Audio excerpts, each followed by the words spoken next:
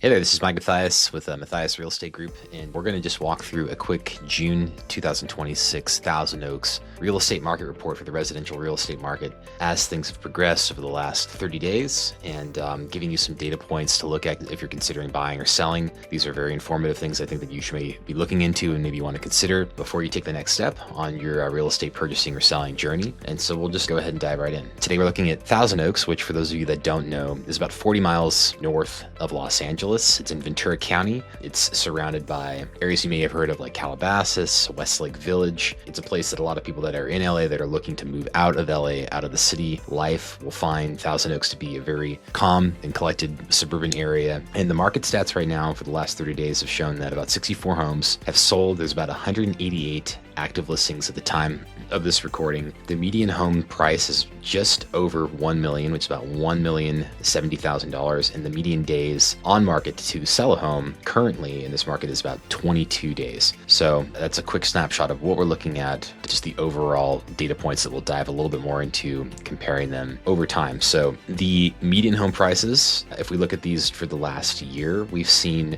a slight uptick since the beginning of the year for single family residences, but year over year for single family residences, we just about at the exact same spot that we were this time last year. So basically a plateau of just appreciation and growth with little pockets of increases just in the home sales individually for those particular months. November was one of the higher points, and January was one of the higher points, with a slight dip after that seasonality sort of crashed and things are starting to pick back up. The townhomes in this area have slightly decreased year over year, and condos have seen a slight uptick in their median sale prices. But here's a quick comparison of surrounding cities. So as you can see, month over month, there hasn't been much of an increase in the median home price for Thousand Oaks. Newbury Park saw a slight jump month over month. And the way that I think look at this data is that it's not indicating that there's a massive appreciation in the homes. It's just when you take all the sales that actually occurred, what are the median data points for them? So if you see a discrepancy between what's current, which is in green, versus last month in orange, it's not necessarily indicating that prices are fluctuating that much. It's just, this is what the activity in the data in the market shows. For example, in Calabasas, which is one of our neighbors, there was a median sales price of over $2 million, 2.35, and the month before was about 700,000. So that's not really an indication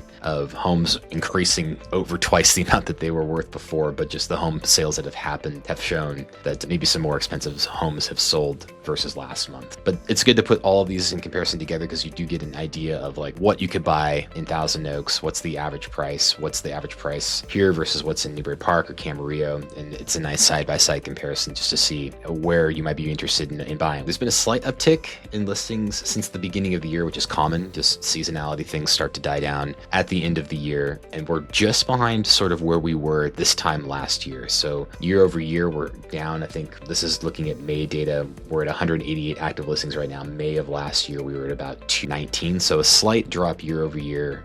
But again, those peak months really come now and in June and July. Last year, those peaked out at about 255, which is common. Summer months are when people really decide that now is the time to move. More buyers are active, weather's great. It remains to be seen if we'll hit those types of numbers going into the summer months, but it looks like our trajectory is pointing towards growth. So we'll have a report next month to see if that's going to keep up with last year, or if we're going to fall slightly short of that, but that's where active listings are currently right now. This is an average price per square foot split up by single family residences, condos, and townhomes. Again, you see that slight uptick in the single family square footage price in green. In October of last year, they were about $519 price per square foot for a single family home, and that's increased up to about $579. Whereas we're seeing a lot of different fluctuations happening in the market with the condos and the townhomes, mostly decreases from last year, and a slight, honestly, decrease from last year in the single family residence prices as well. May this year, last month, $579 compared to May of the year before, $604. So there is an indication that the prices of homes are softening slightly,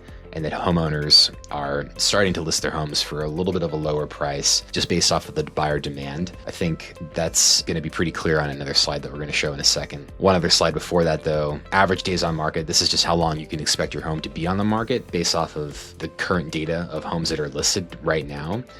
Single family residences are a pretty good low 20 days on market, which is considerably pretty low compared to the rest of the data that you have in single family residences, which is good. It means that homes that are getting listed are actually selling fairly quickly despite what news you might be hearing about what's happening in the market. Homes do not sit for that long if priced correctly on the market right now in Thousand Oaks. 20 days is almost an all-time low, all the way back to April of 2025, where we saw about 18 days on market. The condos and townhomes are outlier data that are showing from the end of last year in the 131 range. That was a very slow time for condos, would have been a very difficult time to sell. That could also, there's a lot less condos and townhomes on the market in general compared to single family residences. So that could have just been that there were only a few condos on the market at that period of time, and they just took a longer time because maybe that quality of that condo is less than what would normally be on the market, and that particular deal could have thrown the whole data off. So it's good to keep that in mind when you're looking at outliers like this, but these are data points pulled directly from the MLS, so it's just good to see the activity and kind of read the story from the data that it gives you. So 20 days on market right now in the month of May.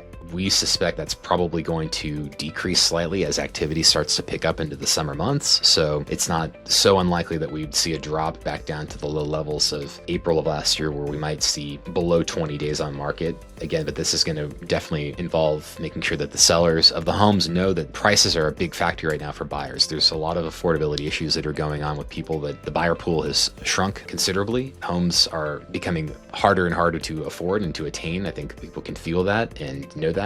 Thousand Oaks is a very insulated part of the country, though, where there is an affluence that Thousand Oaks attract, where people that do actually have money are willing to buy, but they want to make sure that they're not overpaying for their property. So closed volume, how many of the properties that have been on the market have actually closed? And these are the data points for that. Again, we're seeing that natural uptick from the beginning of the year going up into the summer months right now. There was a slight downturn between April and May. You could see the single family residences in April, there were about 54 closings, and in May, 46, but a slight uptick in the condos and townhomes. And that sort of speaks to that same point that I just mentioned, which a possible explanation for that could be that first-time home buyers are not able to afford the same single-family homes that they might have been to afford years back, where prices made more sense for them. So instead of opting into the larger single-family, more expensive homes, some of those people are just trying to get into the game by getting a townhome or a condo. And that's probably why you can see there's been a slighter uptick with the condos and townhomes versus the single family residences, where those numbers normally might have been attributed to the single family growth. I think we'll know more next month as we really hit peak season in July, looking back at June data on how many closings there really were over that period of time. But it's just interesting to see that single family residences went down over the last month, while we saw a slight uptick for the condos and townhomes. And I think you can attribute that to potentially affordability issues for first-time home buyers. Okay, so this is, I think, a pretty interesting slide. This goes back to, I think, the point about sellers making sure that they're pricing their homes correctly on the market. A lot of sellers are very convinced that they are in a 2022 market where it doesn't really matter what they price their homes at, or whatever they think that the home is worth, or the person down the street sold their home for a year or two ago is what they should get. And in a lot of cases that could be true, but what the data is showing is that the percentage of the original price, meaning what was it listed for and then what did it actually sell for, has been below 100% pretty consistently for the entire year, even dating back to January of 25. And that is just saying that if you listed your home for $1 million, the likelihood that it would sell at $1 million during the months where it was below 100% meant that you would be taking a slight price cut,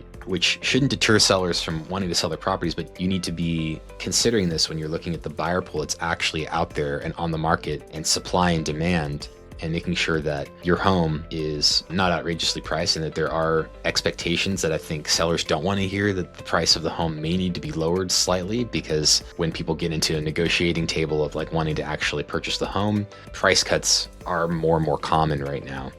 Not by a lot. There's not massive price reductions where homes are seeing massive hits, but the trend here is that it's much more common for a home to sell less than it was originally listed for, That doesn't mean you necessarily need to list your home for less, which is what a lot of people might think when they read this data. It just means that if you list it at a certain price, you can maybe expect that the home will close at something less than that. And there's strategies to deal with that. You can either bake that price in when you list the home, expecting that someone's going to come in under and meet the price that you actually want, or to sell your home faster, it might be better to reduce the price of the home out of the gate. And when a buyer comes to the table, let them know that that price has already been baked in and start negotiating from there. But every strategy varies from property to property. But this is a really interesting slide to me because it just really shows how things are swaying. But in summary, just comparing the last 2 months together, last month the median home sales price was $1,065,000, and this month it's gone slightly up to 1.07. The average days on market has seen a slight uptick.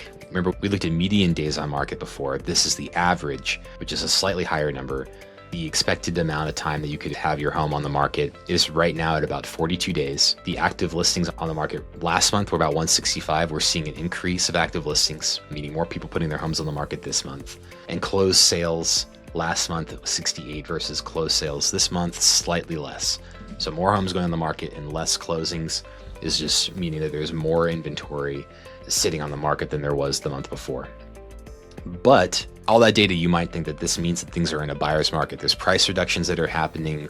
There's more inventory on the market. When you actually look at the math, though, the market snapshot that we're seeing is that things are still very clearly in a seller's market. The way that we calculate that math is you look at the months of supply. And what you do is you take the active listings that are currently on the market and you divide that by how many homes sold over the last 30 days. And that tells you that if there were no more homes at all going onto the market, that you could expect 64 homes to sell every 30 days. And that means you have 2.9, almost 3 months of supply. And the way that we gauge whether it's a buyer's or a seller's market is that anything less than 3 months of supply puts it into a seller's market, right? There's less supply so that the seller has an advantage in that situation because there's not as many homes for a buyer to go to, putting the seller into an advantage. Anything above 6 months clearly gives the buyer an advantage because there's much more inventory out there. A buyer can make an offer on multiple homes where the seller has to basically negotiate with the buyer to make their property more attractive. More months of supply definitely favors the buyers. There's just more options for them, plain and simple. Anything between that, we usually call that just a balanced market, leaning in favor towards one or the other. But right now, we're just under the threshold of what makes a seller's market. Taking all that data into consideration, you have price reductions, you have more inventory, but we're still in a seller's market. It just means that for sellers, if you price appropriately and you market your home correctly, you could still really expect to get most of what it is that you're looking for out of a property within reason in terms of the price and terms. And it doesn't look like that's going to change anytime soon based off of the fact that we're going into more active market going into the summer months. So just something to consider. This is the data indicating that sellers really do have the advantage, but with more inventory, buyers do have more to look at. So it really does favor both parties right now and really makes for, I think, a healthy market right now. So short summary, we're in a seller's market. It's really, I think, particularly due to a smaller inventory pool, but inventory is growing as we saw. So things may shift into a different situation as we move into the summer months. No major price increases year over year for homes, especially for single family homes. Most of the homes that are going on the market are experiencing price cuts in terms of what it takes to get them sold. And the closings that have occurred have increased since January 26, just indicating, I think, in this particular pocket of the country, a healthy market where there's inventory, there's a market, there's buyers, there's sellers, there's supply, and there's demand. It's just a matter of making sure that if you're a seller, you're pricing your home at an appropriate place. You're looking at all the comps, all the data that's showing what homes are actually worth, and looking at today's data, not backwards. So again, I'm Mathias with Mathias Real Estate Group. If you have any questions about purchasing or selling a home that you want to move into or you're looking to sell, don't hesitate to reach out. Here's our information. If you have any questions and you're looking to sell or buy in the Thousand Oaks, Ventura County, Conejo Valley area in Southern California, we'd love to be able to help you out. And we do hope to hear from you soon. And we'll be putting these out every month for Thousand Oaks and the surrounding areas. So feel free to continue to check in and just keep a pulse on what's happening in your market. Thanks a lot.